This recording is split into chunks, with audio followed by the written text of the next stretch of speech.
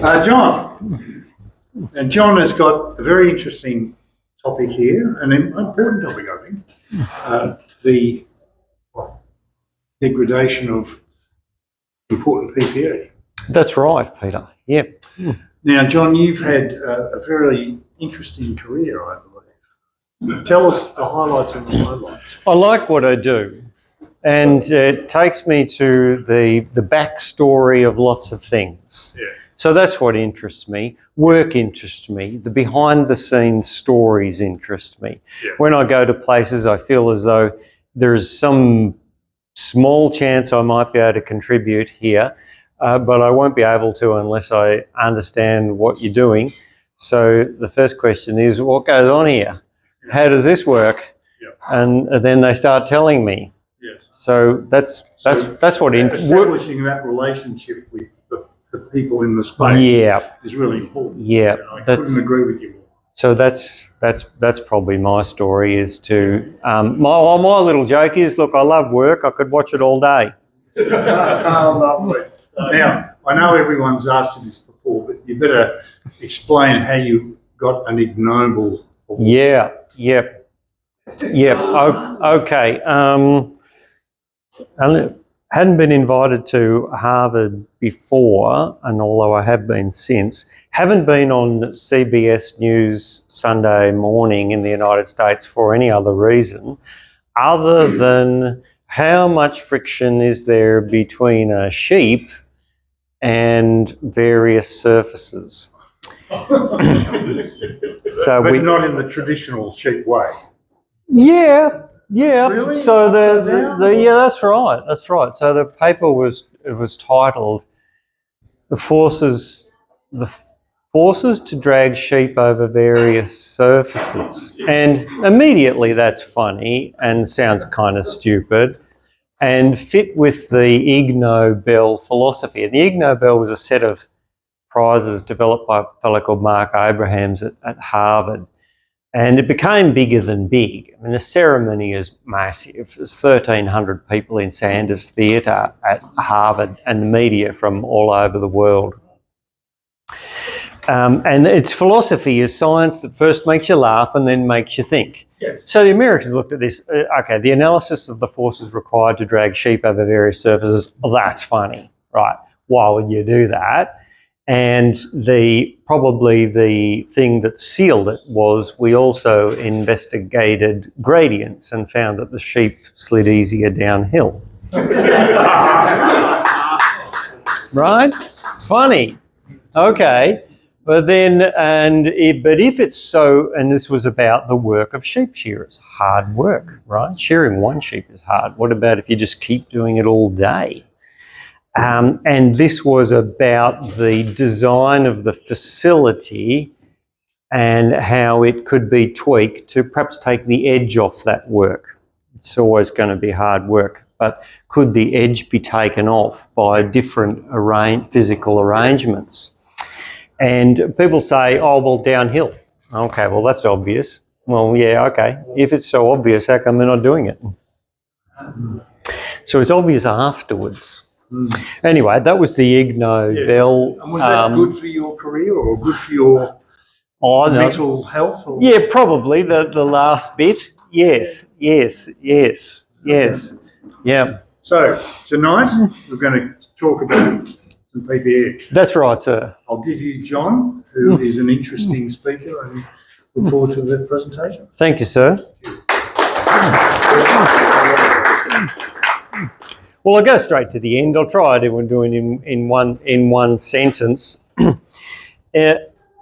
What I encountered was a situation where it seemed to me that there could be a hidden problem in the safety boots that we're wearing. In other words, they could look okay, but in fact, they're not okay. The insides of the sole might be deteriorated, and therefore it might not do what we expect it will do. That's the end point. And I can tell a bit of a story of how I got there. There's a picture of the boots was on the screen there. being a bit old-fashioned, I have a paper version of the internet here for you. With the paper, if you decide that if your Valium bottle is empty, you can read that instead. And that is equivalent to a whole bottle of Valium.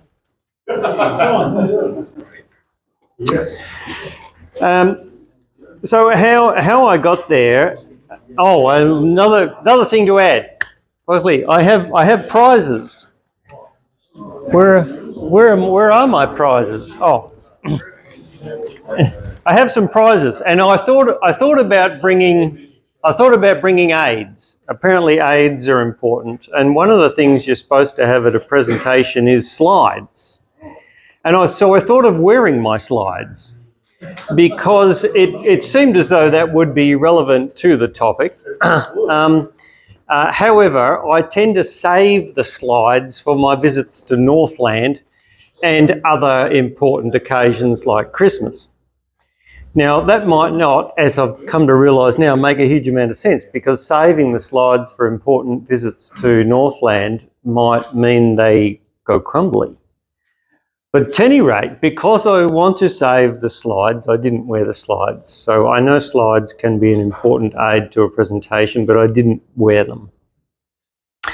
And the other thing I know I've heard that is important is PowerPoint. So I have brought PowerPoint. I'm not like behind. I'm up to date with stuff, and I know it's important. I don't exactly know why, so I thought I would leave that to you.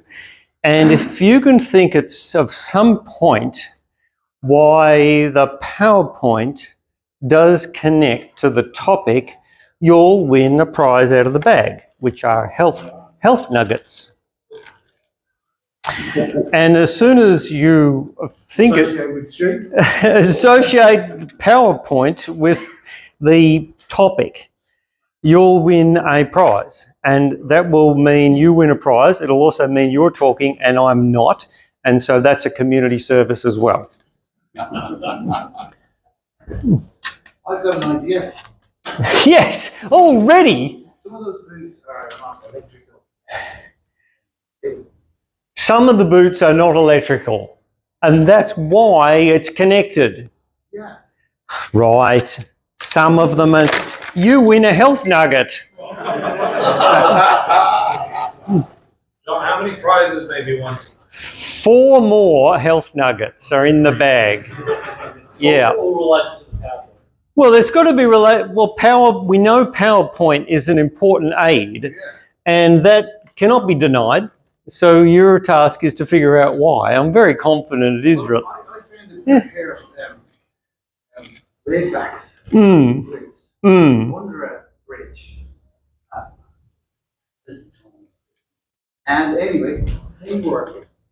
That's why I would want to go to this presentation to see why the soul has. Right. Yes. I wore them for a couple of days, and I realised the soul had. Yes. Yes. Why not? They were just my size. Yeah. Under a bridge. Let us speak. They found you.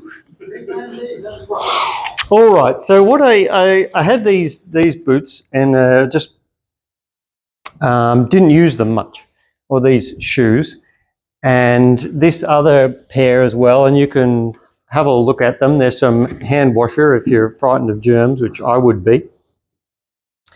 And these other ones as well, and that weren't used very much. They just didn't seem to be the go-to boots for some reason. And I put them both on at a similar time, and I'm leaving this trail of crumbs behind. And what's happened is the sole's kind of fallen apart from the inside. And this one's interesting because possibly the same thing is happening, but it all looks good. And to me, that's in fact more of a worry. These ones kind of self-destructed in a more dramatic fashion. And so that's annoying that the boots self-destructed even though they're otherwise in reasonable condition. So it's annoying and it's wasteful. I had exactly the same experience. Pair of lightly used Blackstone, a couple of years old. There we go.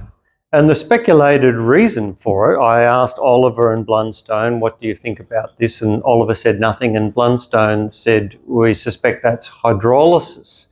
So I looked up, and they also sent me some new boots, even though the boots were more than 10 years old, so that was nice. So they assisted in those two ways. So I looked up a bit about this and found that this is seemingly a widely discussed topic among manufacturers of boots. They openly say this is possible. The research on it seems thin on the ground, or at least I haven't found it to determine the exact parameters or how it affects performance. If it reaches a certain point, how does it relate to the expected protections of various kinds? But the situation itself, as it can unfold, seems reasonably well known, or the commentary is reasonably consistent, that time, lack of use, heat, humidity and darkness. Now, how much of each, how they combine, that sort of formulaic information looks to be absent. How are you going with PowerPoint? Come on, why am I talking? I mean, this is your opportunity to stop me talking. Do you really want that many grandfather jokes? Grandfather jokes. And how would that work with Oh, the... look, you're switching from one subject to the other. Yeah, that's how you make most of the points. That's it. That's really quality impaired this conversation. Since I've touched the boots, I better disinfect myself before I touch the health nugget. Okay. You get a health nugget. Okay. So one issue is, what is the life of PPE? Yeah, that's right. Does it last forever? Mm. But you don't read a SP4 a day on a PPE. Oh, well, I never have. So this came as quite a surprise to me. And the concern, as I started with is what's inside this one? Anything? Does it work to protect the user from the expected things or not? That's really the upshot of it. Yeah. The problem I have, and it's exactly what you're showing, they are hollow on the inside. You know, the plastic or whatever it is at the top and down the sides and on the bottom. And what I've been doing for years, when they go through, is using black silicone to join them together again, and I keep wearing them. Right. So they're made of different parts. And that might be what you're alluding to. These ones have been more the go-to. I don't really know why. I think they tended to match my belt and saddle and hat. But at any rate, these ones were sort of the go-to. And these ones look like they've been through a war. And they're just still good. And these, I believe, are nitrile rubber and another synthetic material. But they've got other bits in them, which should feel a bit different, which might be polyurethane. Now, why have these things survived? Are they survived because they're a different material? The nitrile rubber discussed as being more resistant or really just not affected by hydrolysis. Sorry, And being more frequently used, which is favourable. what is the filler? Because what you're talking about is the filler failure. I've had two sets of boots do this one while I was on top of a roof. And it's only the outside part that survives. Everything inside crumbles. What is that filler? Well, I think polyurethane is the speculated material. They're empty on the inside. And They are hollow. But it's a honeycomb, right? They crumble and they stain everything. I think this kind is just polyurethane all the way through. And this one is bits of polyurethane. Not really. I'll give you my randomised trial that I discussed earlier on. I had a pair of boots in the cupboard. They sat there for probably 10 years being unused. I had another pair, blah, blah, blah. And I pulled them out and they started to melt down on the outside, so the outside melting down. Then I put them on, but by the time I got into the plane, both soles had fallen off. And so I had two stupid boots with no soles on them. Went flew to Sydney, did the job in Sydney, and then came home again. So it's the whole thing that's in drugs, basically. And he ticked the compliance box. Because it's got Do you have steel caps? Yes, sir. So what's really interesting is I have a 25-year-old pair of American boots that I can't wear because they don't meet the Australian standard, but I wear them. I have Australian boots that are 3 years old, and guess which are a better pair? The bloody American ones. Yeah. So there's something wrong with our standard, is what I would suggest. Mm. All right, manufacturers designed to the standard. Yep. So I think there's something weird, and I'm really interested in what your conclusion is. Mm-hmm. I've had a peek at that. The ones I had were especially non-slippery, whatever they were, the ones that are designed to be, you can wear anywhere and climb mountains, this sort of thing. Yep. And my suspicion is, it's those ones, because they're just got a softer, whatever, more frangible, grippy rubber, I don't know, but they just... No, the American ones are claim that as well. Yeah, but I don't know, there's these ones that claim to be special. I think it's the standard. I think there must be something we're not measuring in the standard or specifying. Can I say this, mate? They're trying to make more money, so they make sure the boots right away. Sorry, Jonathan, is there anything in the standard about the filler of the sole? As far as I remember the standard, it's about the protection from concussion over the toes, it's where it nips, it's all of those things. I never noticed in that standard when I looked at it, there was anything about what the material filler under the sole should be. There is an accelerated test that looks like it's meant to mimic the conditions thought to introduce hydrolysis.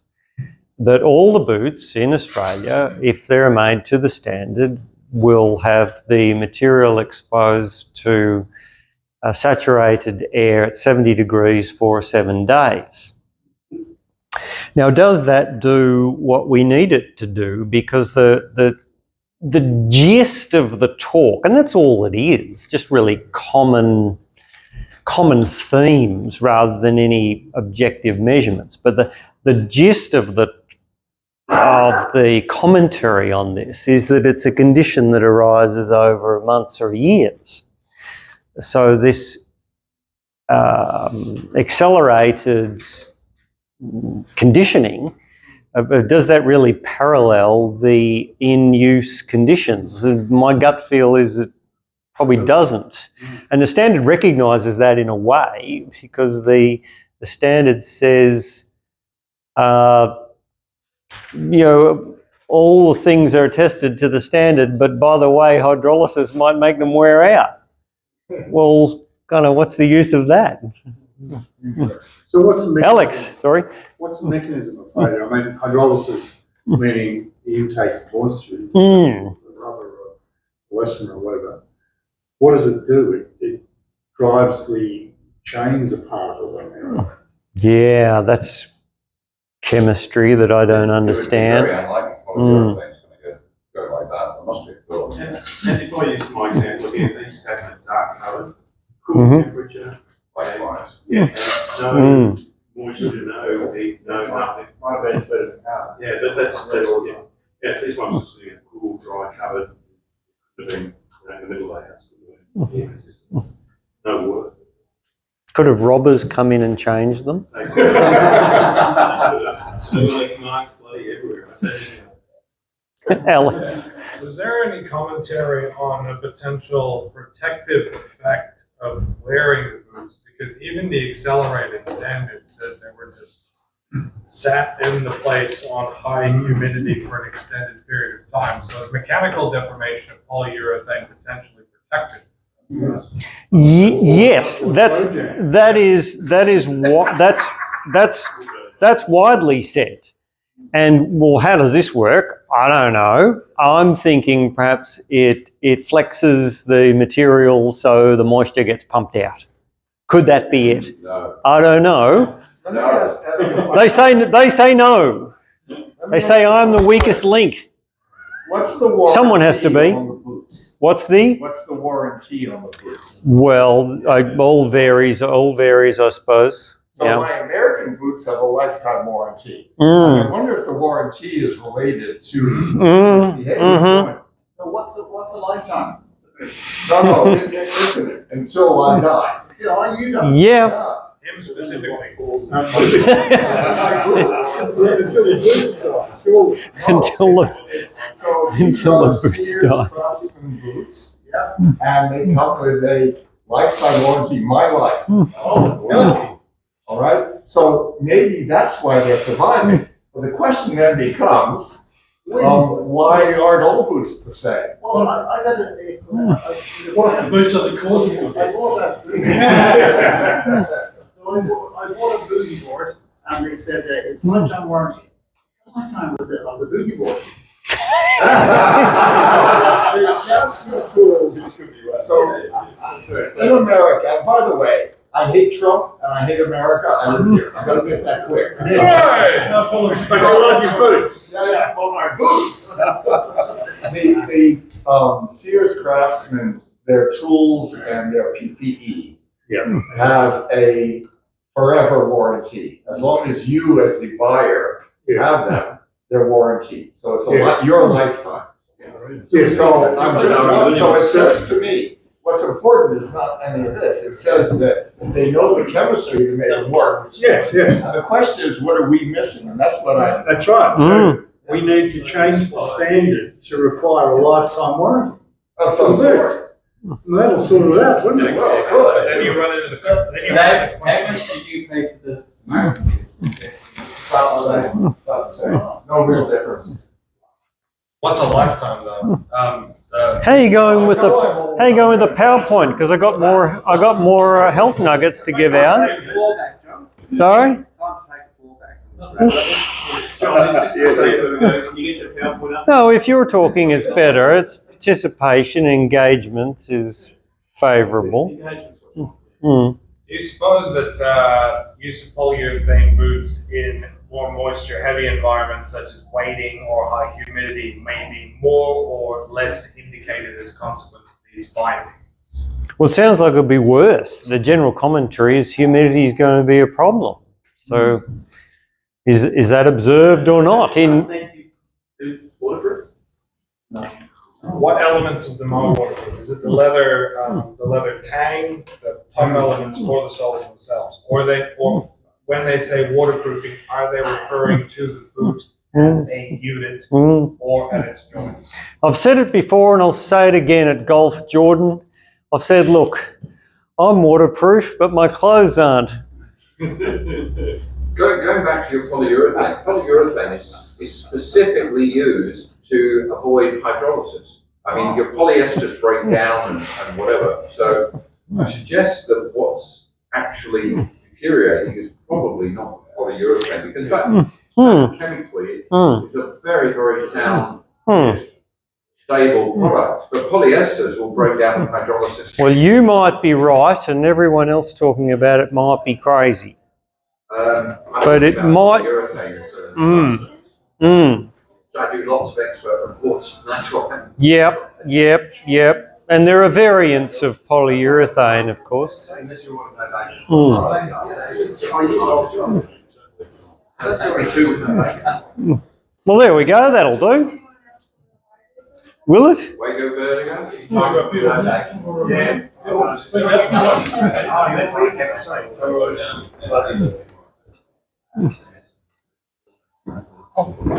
Yeah. Okay. So where do we go? Where do we go? We're finished, but then we're not finished. No. I think it's a very interesting one. So what should, this is a question for me, what should we do about it? Well, what do you think? What should we do about it? Well, And how does it relate to PowerPoint? well, I've answered that already. Yes. well, in my mind, it raises the question of Australian standards. Mm. There must be a group, an ME group or whatever, that controls this standard. Mm. Maybe it's a question directed to them, whether we had a presentation about boots. One thing I thought about, which could be in the standard, is how are you supposed to tell? And could we have some research and then guidance on how you're supposed to tell if your boots are on the way out if it's not obvious? Because the standard says to do this. It says, well, here are some guidance, and there's a diagram in the paper there extracted from the standard. Here's when your boots are sort of past it. But they're all things you can see, or in one case feel. But this you cannot. Alex. If I may. There may also be potential for further developing the findings of hydrolysis assays within the context of the use case of the material to make sure that the results found are applicable to the use case. Mm-hmm. Because you can just put boots in one place and then hit them with 70%. What is it? 70% humidity? No, 70 degrees. 70 degrees. 100% humidity. Great. But that's not, a person wouldn't stand for 7 days at that temperature. That's not how boots. No, it strikes me as an attempt to accelerate the conditions. Yeah. For hydrolysis, sure, but then boots are also used differently. You wear them when you're Yeah. As your presentation is titled, these boots aren't made for walking. Yeah. And the in-service empirical analysis seems to be entirely absent. What's the documented, objective, in-service empirical experience of this? What's the potential involvement in any accidents? Don't know. John, was your work in this, was that personal curiosity? Personal curiosity. So you weren't engaged by a client? No. Or legal action, nothing like that? It will come up though. Well, If you think of a zebra, you're going to see one.